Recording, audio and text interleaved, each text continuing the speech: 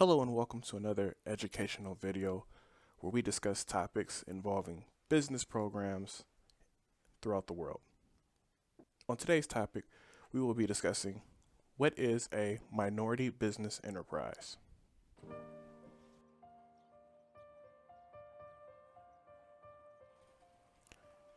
Hello and welcome back. My name is Jamie White, and once again, on today's topic, we will be covering what is a minority business enterprise. As always, I like to start off with letting people who are interested know how to support all of our educational videos. If you are interested, please check out suppliertynews.com. As you can see, for only 99 cents the first month and then $5.99 after, you can help us continue these series where we try to educate the audience on different business programs throughout the world. Now, with that being said, let's go ahead and get started. Let me pause for a moment.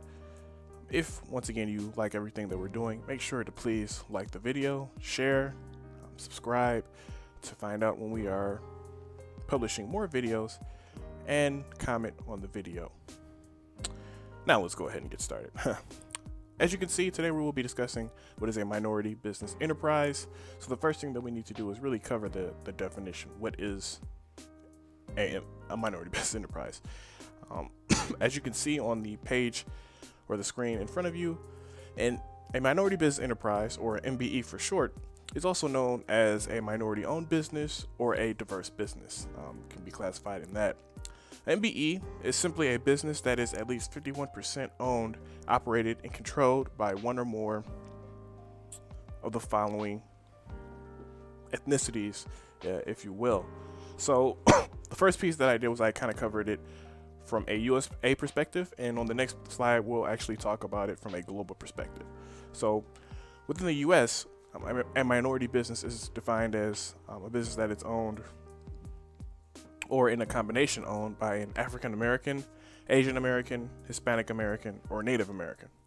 Now, you can see the different breakdowns within specifically Hispanic and Asian American on the page, so I won't get too specific in those. What I will identify and say that when it comes to Asian American and Hispanic American, those two, let me take a step back. In general, most policies will encompass African American, Asian American, Hispanic American, Native American. However, when it comes to certain policies, sometimes when they're taking a look at the program, they may see that one or two of the following types of businesses are already a plurality or very well represented in a certain program, so they may leave them out just in certain policies. But in general, when you're talking about a minority business, these are the four that you're looking at, in particular when it comes to the USA, the government, SBA, and how they define it. Now, outside America, on a global perspective, I wanted to highlight these five countries. I think six. Apologize. No, 1, 2, 3, 4, 5. Yeah, five. These five countries and kind of how they define it. The reason why I did 5 or 6 is because sometimes it's Australia and New Zealand. But as you can see on the slide here, let's first cover top to bottom, if you will. So for Canada, they have Aboriginal, Blacks, Chinese, Filipinos, Japanese, Koreans, Latin Americans, Pacific Islanders, South Asians, and West Asian/Arabs. So pretty much the same. They just kind of define a little bit, I guess, expand a little bit more when it comes to their terminology. United Kingdom, they generally take a look at what's called BAM, so Black, Asian, and then minority ethnic. Australia and also New Zealand is sometimes included this as well. For their minority business, that is Indigenous Australians, such as Aboriginal and Tories. In China, theirs is a little bit. China and South Africa, are a little bit different than the ones that you see before you. For China, as you can see, they have tons and tons of various ethnic groups. They actually have 55 ethnic groups that make up about 8% or 105 million within that country. So that 8% is actually identified as minorities. And then for South Africa, it's a lot different because while a minority business would be the original, or not, well, the African population there, they are actually the majority in the country. However, and I'm pretty sure everybody who's listening to this is very familiar with South Africa and their history, the apartheid system. Because of that, while they are the majority, they do not control the majority of the resources there.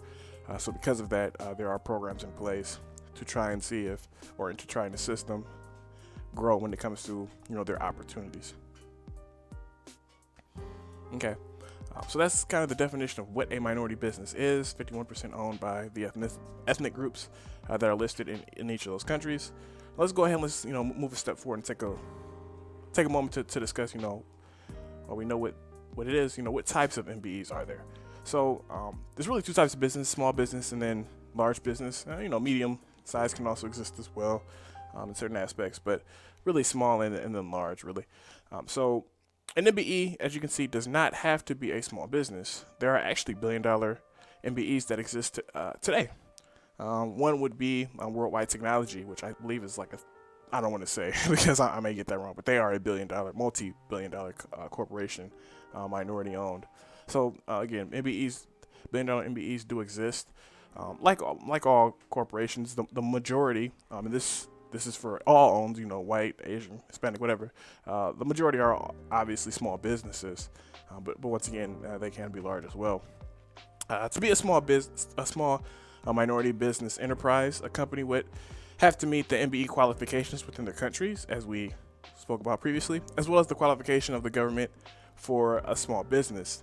So within the USA, a small business is defined by what matches with a company's NAICS code. Now we actually go a little bit more in depth in terms of the NAICS code and what is a small business. So if you're interested to learn more about how that's defined, definitely take a look at our What is a Small Business video. Now, verifying a minority business.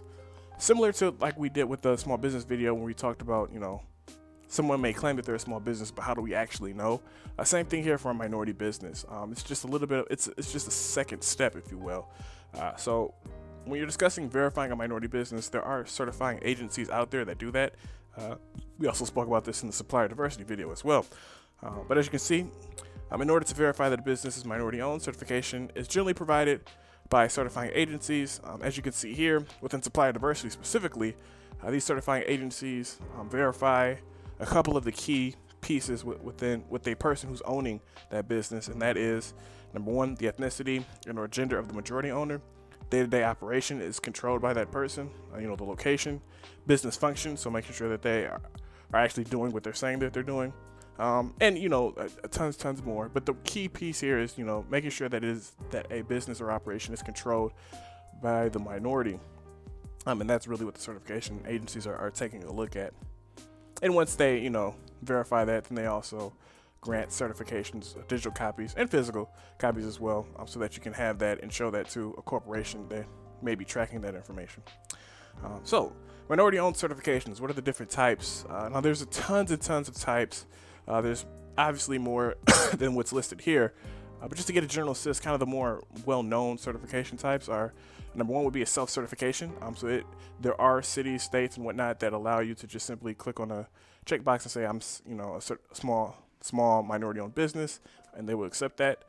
Generally, it's a little bit more of a process. So as you can see, city, state, and federal certified. They may have you, release or submit additional information, maybe your birth certificate or something, just to verify that on that level. Next up, for city, state, and federal. Next up is the National Minority Supplier Development Council. Once again, they go an extra degree versus the self-certified or city, state, federal.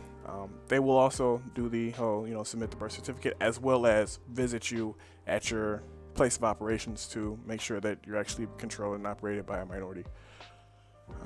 Then there's also additional organizations that are similar to the NMSDC outside of the USA. So for example, as you can see, the Canadian Aboriginal and Minority Supplier Council, Minority Supplier Development in China, MSD UK, Supply Nation, which is for Australia, and the South African Supplier Development Council. So just different organizations making sure that, helping to verify that a business is a minority-owned business. Now, I also wanted to talk about some of the MB minority business statistics that are out there. I'm going to be focusing on the U.S. The majority of these educational videos, I'd say 80% is about the U.S. So just keep that in mind. But as you can see, according to the SBA in 2018, there were 30.2 million small businesses. 8 million of those were minority owned. Now, when it comes to the type of revenue and whatnot, or the amount of revenue that they contributed, I had to go a little bit more in the past. So these numbers are from 2012, but just keep that in mind. But this is kind of what we're looking at here. So in 2012, MBEs contributed 1.3 trillion in revenue and 7.2 million jobs to the economy. During the economic recession, this is really important, from 2007 to 2012, a net 2 million minority-owned businesses were created, while a net 1 million non-minority-owned businesses were closed. So as you can see, there was a growth in minority businesses and a decrease in non-minority businesses. During the recession, minorities increased their share of owned business ownership, overall business ownership from 22% to 29%. So as you can see, minority businesses continue to grow, and that really matches, that population breakdown in terms of what America is becoming, which we'll get into in a second in terms of those numbers. But as you can see, just statistics continue. When assessing small businesses by race, now this is really, really interesting information that I think everybody needs to be aware of. When we were taking a look at 2012, at the very least, as you can see, non-Hispanic whites encompass about almost 71% of business ownership, but their companies account for 88% of all sales among small businesses. Now that is key. While whites make up 71% of owned small businesses, they almost account for 90% of the revenue, which is insane, especially currently as we're growing and the population is really shifting. So I do a breakdown by each of the various ethnicities. Black African Americans make up about 9% of ownership, but only account for 1.3% of sales. Hispanics make up 12% of ownership, but only account for 4% of sales. And even though people do say that Asian Americans are profitable and whatnot when it comes to businesses and and whatnot and salary, Asians make up 7% of ownership, but only account for 5.8% of sales. So even they are struggling. So this is just, when it comes to minorities, just all around a really big split or difference when it comes to whites and then the rest of everyone else. Specifically when it comes to African Americans, I mean that's that's really something that needs to be helped. So as you can see, if current trends continue, America's economy is in danger of becoming even more reliant on unsustainable consumption and debt. And that's really I'm talking about that piece. Just more so, you've got the larger population that isn't making a lot of money because of that. The amount of debt that they're going to have to take on in order to account for that, as well as the amount of money that's being spent. It's just not matching up with the wealth that's being created, and that wealth gap is just going to continue to increase, and that is just not a good thing for our country. Now, moving a little bit forward, I did want to discuss the different types of programs when it comes to the private and public sector. Public sector being like the government. So as you can see, several laws require a percentage of government funds to be spent on minority-owned contractors. Now we spoke about this again in the small business video. Governments sometimes do mandate different quotas, both when it comes to workplace as well as purchases of types of business. So quotas may include small business. They may also include women-owned businesses, veterans, as well as minorities. This one's really a city/state implementation. So each city may be different in terms of what they're looking for minority businesses, as well as each state. So that's really one of those things where you're going to take a look at your city or state and see what they're looking at. Some cities and states don't qualify for minority.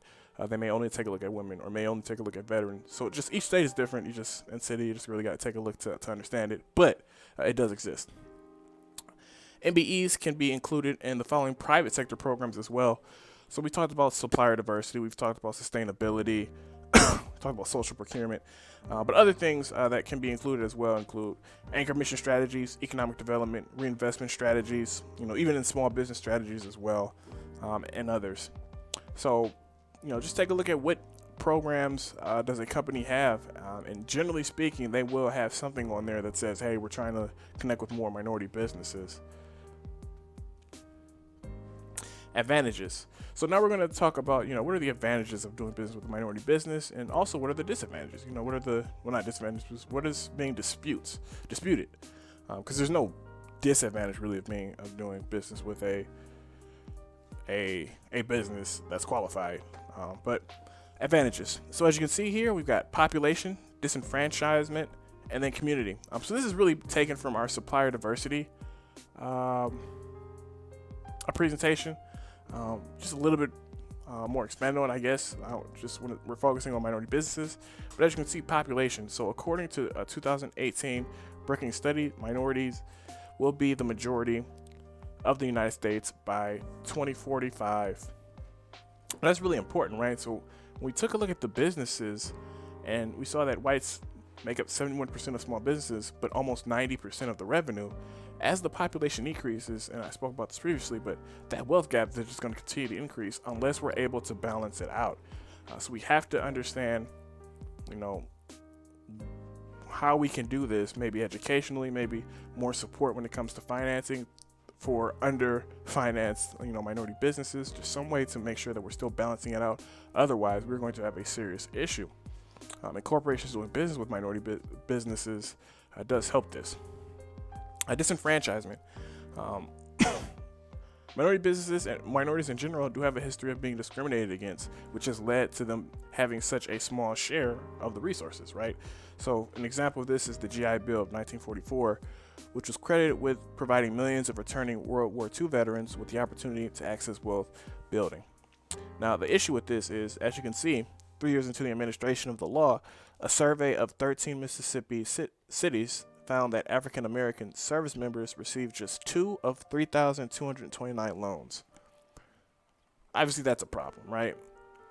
And this happening in the 1940s, that's an entire generation of potential business owners, particularly when it comes to African Americans, that were not allowed the opportunity to create, to get resources from the GI Bill to build their wealth. Because of that, we've got an entire group of people, citizens who were able to build wealth and are now established and now are able to pass their wealth along to their children, versus the other group that was not. So understanding this and trying to figure out ways to benefit all parties is essential. And then lastly, community. And this is a really good example as well. So for example, in a recent MBE study by Supplierty News Us, it was found that on average, the United States has a negative 12.5 point difference when comparing minority population percentage to MBE small business percentage. So as you can see, for example, in California, white non-Hispanics make up 27% of the population, but own 59% of the small businesses. So I just want to note that there is not a state in at least 2018 that had a 0 or positive point differential when it came to population and the percentage of small business that those minorities owned. California is just one example of many, but this is an issue, and this also includes Hawaii, which is crazy. But this is definitely an issue, and this is something that we need to that we have to understand and figure out a way to really, once again, do that balancing act. Otherwise, the wealth gap is just going to continue to increase. Now, disputes.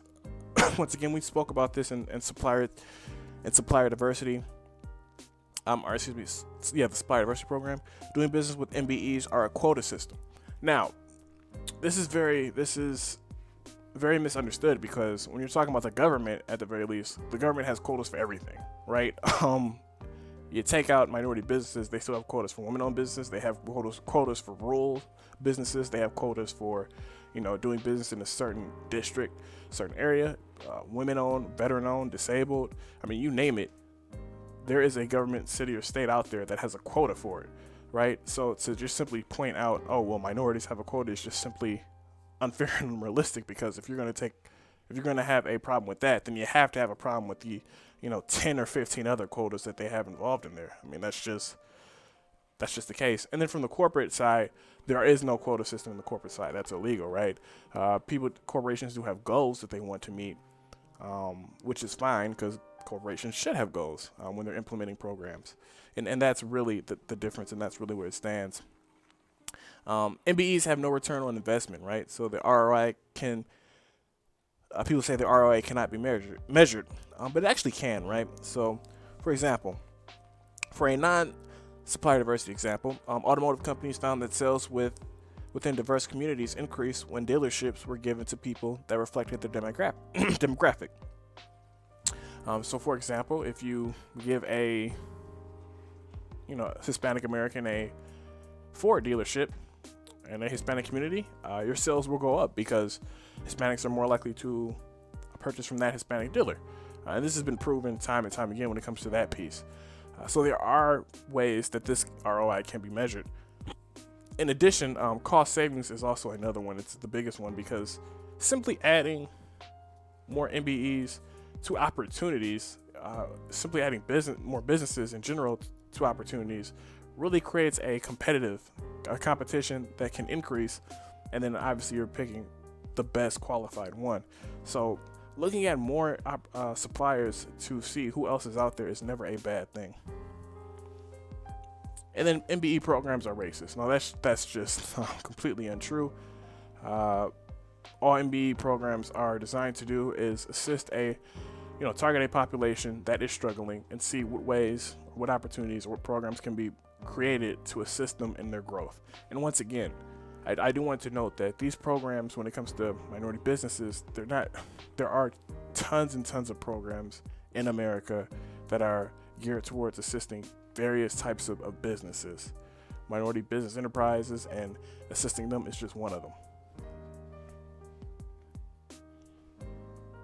Creating an ecosystem. So with this piece, I'm just really want you to understand, just as we close this, in closing, if you will, this, what an MBE is, and how they are operating within, in particular the United States. An ecosystem can be created between either a corporation and their community and the MBEs, or a government and their MBEs. So simply put, what this is really talking about is, as you invest in your community and you're building up that community, what you're doing is you're building up the talent. And if you're doing a very good job at that, then these talent and skilled laborers will create their own businesses, and they will want to work with you in order to grow your business or your corporation or your government.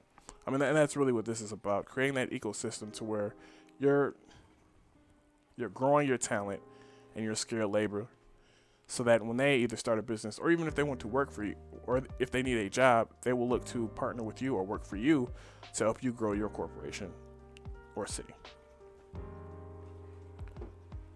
Now, with all that being said, I want to thank you for your time and taking a look at, what is a minority-owned business.